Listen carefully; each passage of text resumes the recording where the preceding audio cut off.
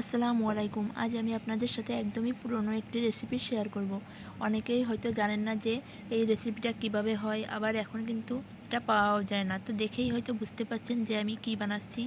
যে আমি বাতাসা বানাচ্ছিলাম, তো ভাবলাম আপনাদের সাথে এটা শেয়ার করি। চলুন দেখে নেওয়া যাক কীভাবে বানালাম এই বাতাসা। তো প্রথমে আমি একটা বাটির 1 বাটি চিনি নিয়েছি। চিনিটা নিয়ে ভালোভাবে এভাবে বাটি থেকে নামিয়ে নিচ্ছি। আর এই বাতাসা বানানো কিন্তু খুবই সহজ। তো তারপর 3 ভাগের 1 ভাগ পানি দিয়ে দিলাম। দিয়ে শুধুমাত্র জাল করতে হবে, এর ভিতরে এক্সট্রা কিছুই প্রয়োজন হয় না। আর তাতেই কিন্তু এই জনপ্রিয় বাতাসাটা হয়ে যায়। অনেকেই হয়তো বাতাসা অনেক পছন্দ করে, কিন্তু এখন আর পাওয়া যায় না, তো এই জন্য অনেকেই খেতে পারে না। তো এভাবে কিন্তু আপনারা সহজেই বাড়িতে বানাতে পারবেন। তো বুঝতেই পারছেন যে কেমন গলে যাচ্ছে চিনিটা। জাস্ট চিনিটা যতক্ষণ গলে না যাবে ততক্ষণ এটা নাড়াচাড়া করতে হবে। আবার কড়ার নিচেতেও লেগে যেতে পারে, এজন্য আর বাতাসা বানাতে গেলে এভাবে বারবার নাড়াচাড়া করতে হয়। তো দেখতেই পাচ্ছেন যে চিনিটা একেবারেই গলে এসেছে। যখন পুরোপুরি গলে ঘন হয়ে যাবে ব্যাটারটা, তখন বাতাসার জন্য একদমই তৈরি হয়ে যাবে।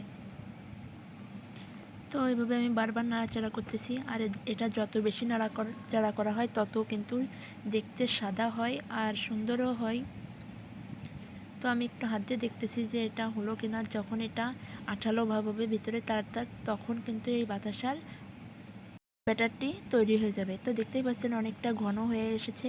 তো আমি আবার একটু ট্রাই করে দেখলাম যে এটা ঘন হয়েছে কিনা। তো এই পর্যায়ে কিন্তু বুঝতে পারলাম যে হয়ে গিয়েছে। তো আমি কড়াই থেকে এখন একটা পাত্রে নামিয়ে নেব।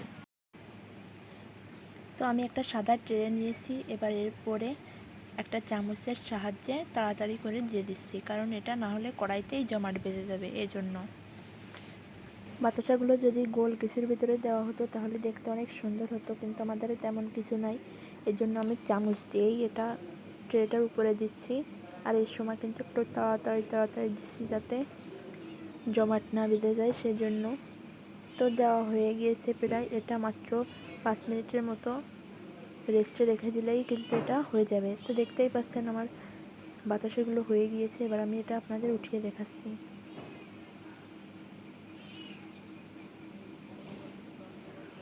আবার লেগেও গিয়েছে, তো এগুলো ভেঙে নিলে হবে পরে। আর দেখতে ততটা সুন্দর হয়নি। কোনো একটা কিছুর মাপে যদি বানানো হতো তাহলে দেখতে অনেক সুন্দর লাগতো।